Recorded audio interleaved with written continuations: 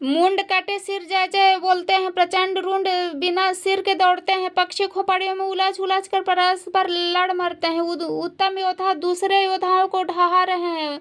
श्री रामचंद्र जी के बल से दर्पित हुए वानर राक्षसों के झुंडों को मसले डालते हैं। श्री राम जी के बाण समूह से मरे हुए योद्धा लड़ाई के मैदान में सो रहे हैं। रावण ने हृदय में विचारा, राक्षसों का नाश हो गया, मैं अकेला हूँ वानर भालू बहुत, इसलिए मैं अब अपार माया रचूं।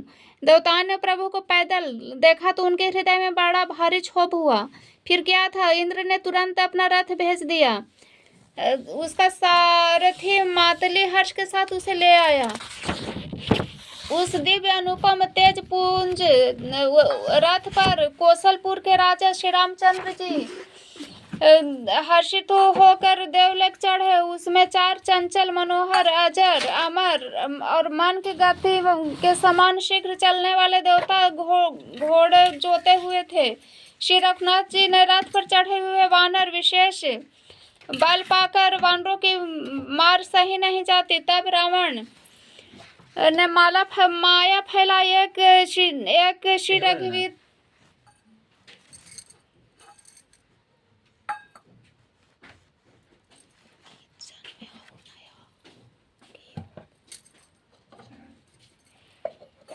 श्री रघुवीर के वह माया नहीं लगी। तब वानरों ने और लक्ष्मण जी ने उस माया को सच मान लिया। वानरों ने राक्षसी सेना में भाई लक्ष्मण जी सहित बहुत से रामों को देखा। बहुत से राम लक्ष्मण देखकर वानर भालू मन में मिथ्या डर से बहुत ही डर गए। लक्ष्मण जी सहित वे मानो चित्र लिखे से जहाँ के तहाँ खड़े देखने लगे। अपने सेना को आश्चर्यचकित देखकर कौशलपति भगवान हरि ने हंसकर धनुष पर बाण चढ़ाकर पल भर में ही सारी माया को हर ली। वानरों की सारी सेना हर्षित हो गई। श्री राम जी ने सब की ओर देखा और गंभीर वचन बोले, हे वीरो, तुम सब बहुत ही थक गए हो, इसलिए अब मेरा द्वंद्व युद्ध देखो। ऐसा कहकर श्री रघुनाथ जी ने ब्राह्मणों के चरणों में सिर नवाया। फिर रथ चलाकर तब रावण के हृदय में क्रोध छा गया और गरजता हो ललकारता हो सामने दौड़ा। उसने कहा, अरे तपस्वी सुनो, तुमने युद्ध में जिन योद्धाओं को जीता है मैं उसके समान नहीं हूँ। मेरा नाम रावण है। रावण मेरा यश सारा जगत जानता है। मैं लोकपाल तक जिसे कैद खाने में पड़े हैं। तुमने खर दूषण और विराध को मारा, बेचारे बालिक अव्याध की तरह वध किया। बड़े बड़े राक्षस योद्धाओं के समूह का संहार किया और कुंभकर्ण तथा मेघनाथ को भी मारा। अरे राजा, यदि तुम रण से भाग न पाए तो आज मैं सारा वैर निकाल लूं। आज मैं तुम्हें निश्चय ही काल के हवाले कर दूंगा। तुम कठिन रावण के पाले पड़े हो। रावण के दुर्वचन सुनकर उसे कालवश जान कृपा निधान श्री राम जी ने हंस कर यह वचन कहा, तुम्हारी सारी प्रभुता जैसा तुम कहते हो बिल्कुल सच है, पर अब व्यर्थ बकवास न करो, अपना पुरुषार्थ दिखलाओ। व्यर्थ बकवास करके अपने सुंदर यश का नाश न करो। क्षमा करना, तुम्हें नीति सुनाता हूँ। सुनो, संसार में 3 प्रकार के पुरुष होते हैं, पाटल, आम और कटहल के समान। एक पाटल फूल देता है और एक आम फूल और फल दोनों देते हैं, और एक कटहल में केवल फल ही लगते हैं। इसी प्रकार पुरुषों में एक कहते हैं, दूसरे कहते और करते हैं, और तीसरे केवल करते हैं, वाणी से कहते नहीं। श्री राम जी के वचन सुनकर वो खूब हंसा और बोला, मुझे ज्ञान सिखाते हो? उस समय वैर करते तो नहीं डरे, अब प्राण प्यारे लग रहे हैं। दुर्वचन कहकर रावण क्रुद्ध होकर वज्र के समान बाण छोड़े। अनेकों आकार के बाण दौड़े और दिशा विदिशा तथा आकाश पृथ्वी सब जगह छा गए। श्री रघुवीर ने अग्नि बाण छोड़ा। रावण के सब बाण क्षण भर में भस्म हो गए। तब उसने खिसियाकर तीक्ष्ण शक्ति छोड़ी। श्री रामचंद्र जी ने उनके बाण के साथ वापस भेज दिया। वह करोड़ों चक्र और त्रिशूल चलाता है, पर प्रभु उन्हें बिना ही परिश्रम के काट कर हटा देते हैं। रावण के बाण किस प्रकार निष्फल होते हैं, जैसे दुष्ट मनुष्य के सब मनोरथ। तब उसने श्री राम जी के सारथी को 100 बाण मारे। श्री राम जी जय पुकार कर पृथ्वी पर गिर पड़ा। श्री राम जिन्हें कृपा करके सारथियों को उठाया। तब प्रभु अत्यंत क्रोध को प्राप्त हुए। युद्ध में शत्रु के विरुद्ध श्री रघुनाथ जी क्रोधित हुए। तब तर्कस में बाण स्मशाने लगे, बाहर निकलने को आतुर होने लगे। उनके धनुष अत्यंत प्रचंड शब्द सुनकर मनुष्य भक्षी सब राक्षस वातग्रस्त हो गए, अत्यंत भयभीत हो गए। मंदोदरी का हृदय कांप उठा। समुद्र, कच्छप, पृथ्वी, पर्वत डर गए। दिशाओं के हाथी पृथ्वी को दांतों से पकड़कर चिघाड़ने लगे। यह कौतुक देखकर देवता हंसे।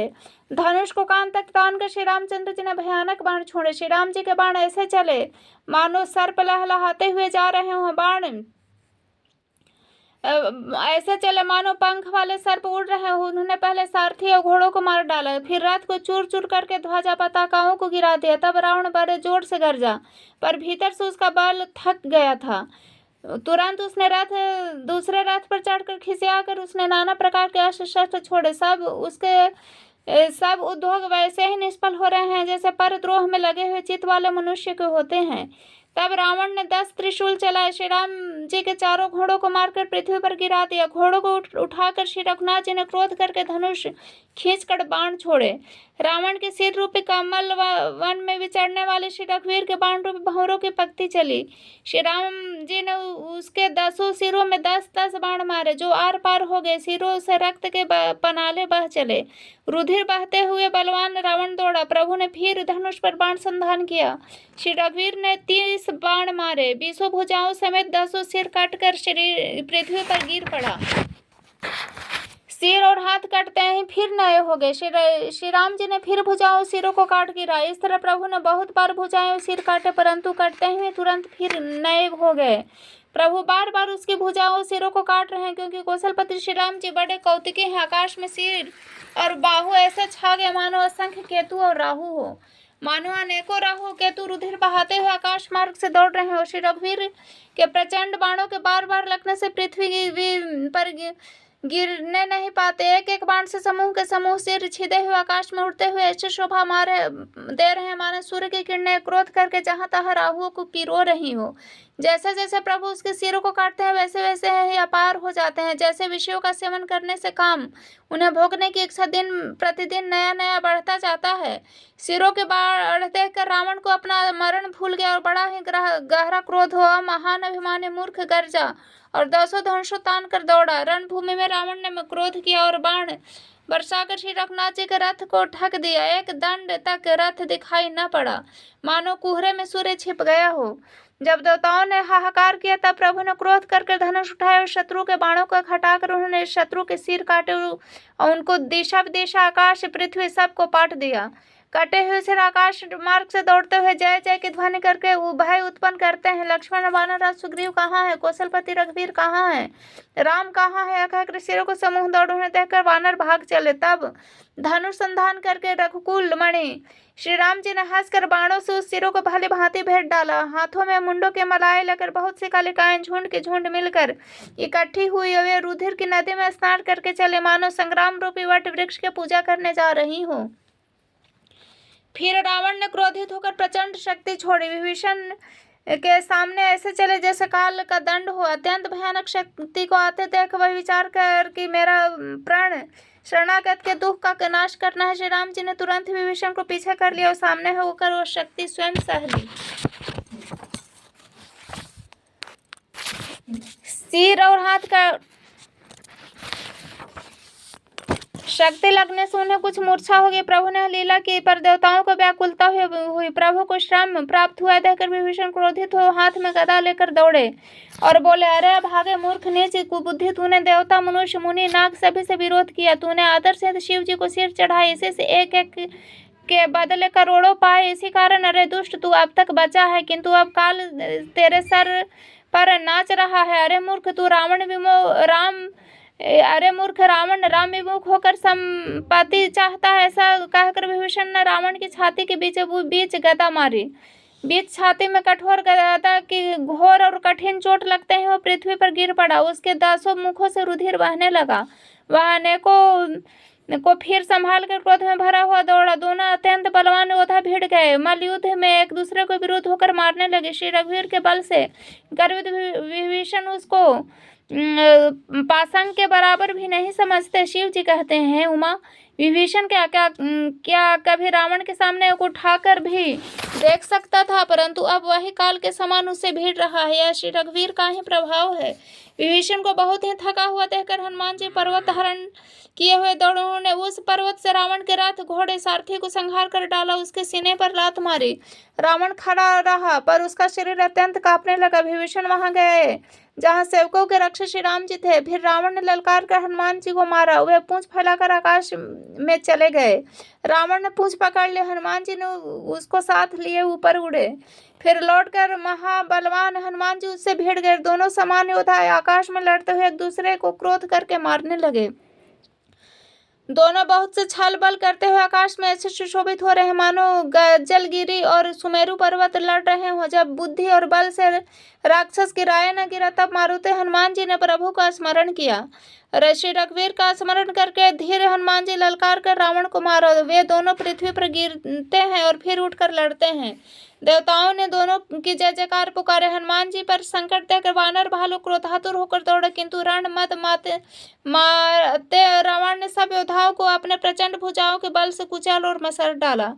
तब श्री रघुवीर के ललकारने पर प्रचंड वीर वानर दौड़े। वानरों के प्रबल दल को देखकर रावण ने माया प्रकट की।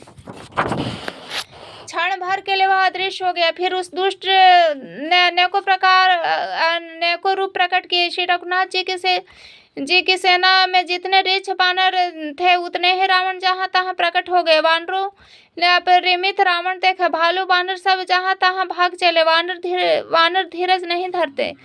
हे लक्ष्मण जी, हे रघुवीर जी, बचाइए बचाइए पुकार करते हुए भागे जा रहे हैं। दसों दिशाओं में करोड़ों रावण दौड़ते हैं, घोर कठोर भयानक गर्जना कर रहे हैं। सब देवता डर गए और ऐसा कहते हैं, भाग चले कि हे भाई, अब जय की आशा छोड़ दो। एक रावण ने सब देवताओं को जीत लिया, अब तो बहुत से रावण हो गए। इससे अब पहाड़ की गुफाओं का आश्रय लो।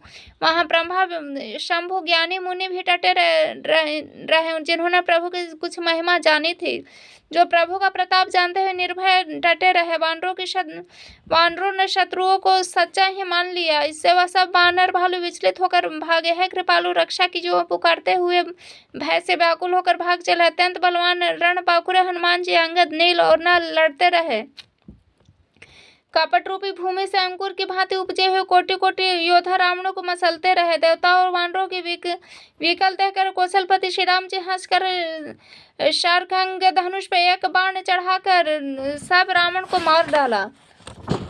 प्रभु ने क्षण भर में सब माया को काट डाली। जैसे सूर्य को उदय होते ही अंधकार की राशि मिट जाती है, अब एक ही रावण देख देवता हर्षित। उन्होंने लौटकर प्रभु पर बहुत से फूल बरसाए। श्री रघुनाथ जी ने भुजा उठाकर सब वानरों को लौटाया। तब एक दूसरे को पुकार कर लौट आए।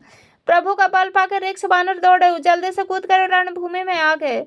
देवताओं को श्री राम जी की स्तुति करते देख रावण ने सोचा, मैं इनकी समझ में एक हो गया, पर इन्हें यह पता नहीं कि इसके लिए मैं एक ही बहुत हूँ। और कहा, अरे मूर्खो, तुम तो सदा के लिए मेरी मार खाने वाले हो। ऐसा कहकर क्रोध कर के आकाश में देवताओं की ओर दौड़ा। देवता हाहाकार करते हुए भागे। रावण ने कहा, अरे दुष्टों, मेरे आगे कहाँ जा सकोगे। देवताओं को व्याकुल देखकर अंगद दौड़े। उछलकर रावण को पैर पकड़कर उसको पृथ्वी पर गिरा दिया। उसे पकड़कर पृथ्वी पर गिराकर लात मारकर बालीपुत्र अंगद प्रभु के पास चले। रावण ने संभाल कर उठा और बड़े भयंकर कठोर शब्द से गरजने लगा। वह दर्प करके 10 धनुष चढ़ाकर उन पर बहुत से बाण संधान करके बरसाने लगा। उसने सब योद्धाओं को घायल और भय से व्याकुल कर दिया और अपना बल देखकर वह हर्षित होने लगा।